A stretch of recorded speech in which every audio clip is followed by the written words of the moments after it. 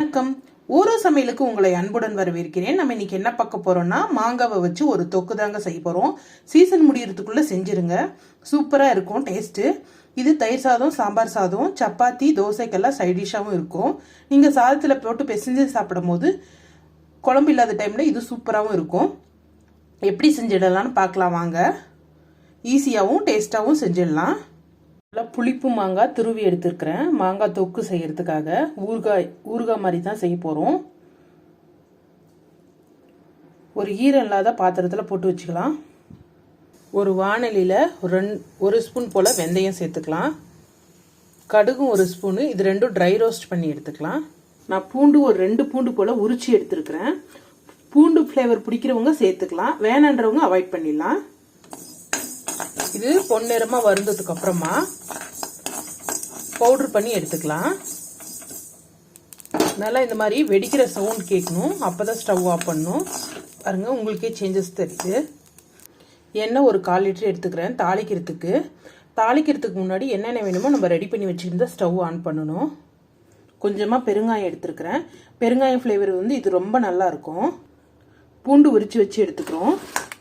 மிளகாத்தூள் இது வீட்லேயே அரைச்சது, தனி மிளகாத்தூள். இது ஒரு 2 டேபிள் ஸ்பூன் போல் சேர்த்துக்கலாம். துருவுன மாங்காயில் தூள் உப்பு சேர்த்துக்கிறேன். நான் ஒரு அரை கைப்பிடி அளவு தூள் உப்பு சேர்த்துக்கிறேன், ஒரு 3/4 கிலோ மாங்காய்க்கு. இப்போ எண்ணெய் காஞ்சதும் கடுகு சேர்த்துக்கலாம் தாளிக்கிறதுக்கு. இப்போ கடுகு வெடிக்க ஆரம்பித்ததும் பெருங்காயம் சேர்த்துக்கலாம். இப்போ பூண்டும் கருவேப்பிலையும் சேர்த்துக்கலாம். இப்போ மிளகாத்தூள் உங்கள் காரத்துக்கு ஏற்ற மாதிரி கூடவோ குறையவோ சேர்த்துக்கலாம். நான் புளிப்பு மாங்கான்றதுனால நல்லா ஒரு 50 கிராம் போல் மிளகாத்தூள் சேர்த்துக்கிறேன். ஒரு 1/4 டேபிள் ஸ்பூனு மஞ்சத்தூள் சேர்த்துட்டு ஸ்டவ் ஆஃப் பண்ணிடலாம். ஆஃப் பண்ணிவிட்டு இது கலரி விட்டுக்கலாம். இப்போ இது நல்லா சூடு ஆறுனதுக்கு அப்புறம் மாங்காயில் சேர்த்துக்கலாம். நம்ம இது சூடு ஆறுறதுக்குள்ள வெந்தயமும் கடுகும் பவுடர் பண்ணி இதிலே சேர்த்துக்கலாம். இப்போ கடுகும் வெந்தயமும் வறுத்து பொடி பண்ணதை சேர்த்துக்கலாம்.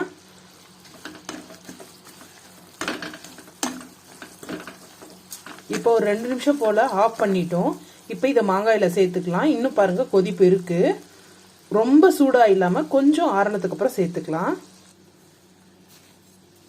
மாங்காயில் உப்பு நல்லா மிக்ஸ் பண்ணி விட்டுக்கலாம். மாங்காய் கூட சேர்த்து நல்லா கலரி விட்டுக்கலாம். நல்லா கலரி விட்டுட்டோம்.